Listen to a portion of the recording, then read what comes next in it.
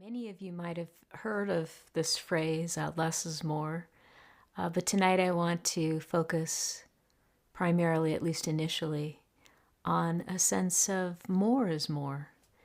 And what I mean by that is more in relationship to a sense of a kind of giving of ourselves to our spiritual practice, whether that be our meditation practice, our inquiries, our contemplations, our embodiment practices. And it can be that sometimes we may kind of feel an inclination more toward a sense of resting back and just kind of letting go more and taking it easy, and that can feel like a kind of disengaging. And yet there can be a way of even that movement of release and letting go as being something we consciously do. So we're really actively participating and choosing and orienting in a very deliberate way. And so, in general, tonight, I want to look a little bit more particularly at the sense of leaning forward and leaning in. But just keep in mind that that attitude can even be present when we're, let's say, stepping back, observing life more, surrendering, letting go. There can be that spirit of really engaging with what we're doing, and that's what my true interest is in having you renew this evening and looking at some ways that you can really consciously engage in that sense of leaning in and holding forth, in your spiritual practice. I recall one time, I'm just thinking maybe half a dozen years ago or something, when I'd really hit a point of really low energy. I had been involved in many aspects of life, and I had been stepping forward a lot, but probably a little bit too much. And I had been kind of exhausting some inner resources, at least physically, it felt like. And I'd been under a lot of challenges that were before me, and so I noticed that I was feeling more and more tired and slowed down in a way that didn't feel good.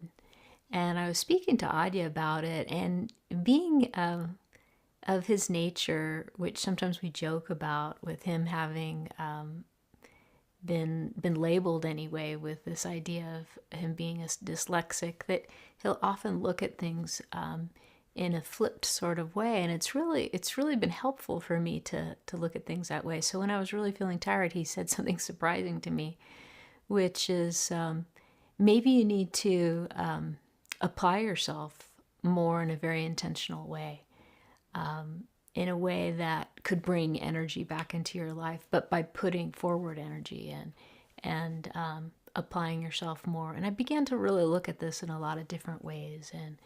And for example, I looked at walking more, or lifting weights, or exercising more, or putting out some more efforts to just do some simple things like drink water more, or make some healthy food to start the day. And I had to start really slowly, just with whatever was in reach. And for me, the first thing I could really feel was doable was just to drink more water every day.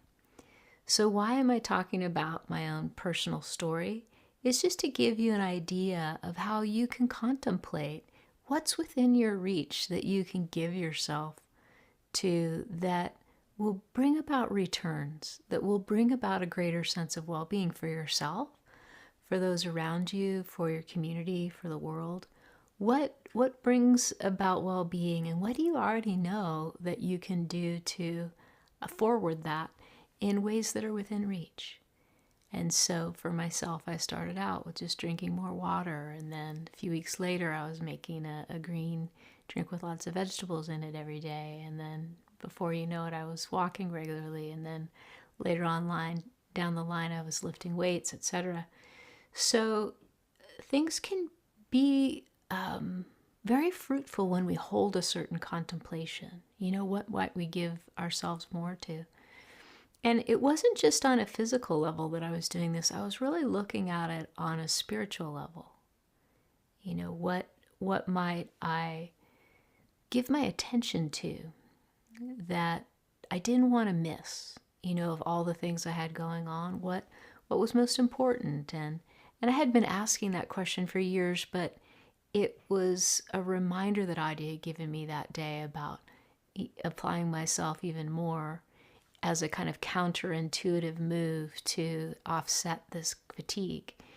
And that I started really renewing my my inner orientation, spiritually speaking. What's most important? What is it that I don't want to miss? What is it that I want to give my attention to in the midst of all these activities, or in the absence of activity, in the kind of activity of what we might call, doing nothing. It's not just doing nothing, it's doing nothing. And that's a phrase I've heard Adi use over the years that just made its way into me, and I hope you can feel it too, that there's a way of engaging the practice of non-activity. And it's a little paradoxical there, so it's hard for the mind to be satisfied with that kind of phrasing. But it's one of these koans that we feel our way into.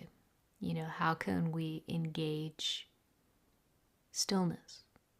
Or how can we engage rest? How can we engage peace? These kinds of matters of importance, at least for me, and you should find out, if you haven't already, what's of most importance to you, a kind of quality of being that you don't want to miss, that you want to engage and bring forward and live and present as. And so it was a wonderful reminder when he surprised me by saying, I think you should be doing more at a time where I really thought I should be doing less. But it's definitely about the emphasis of what's important and what to lead with, where to organize from when we think of applying ourselves and leaning in.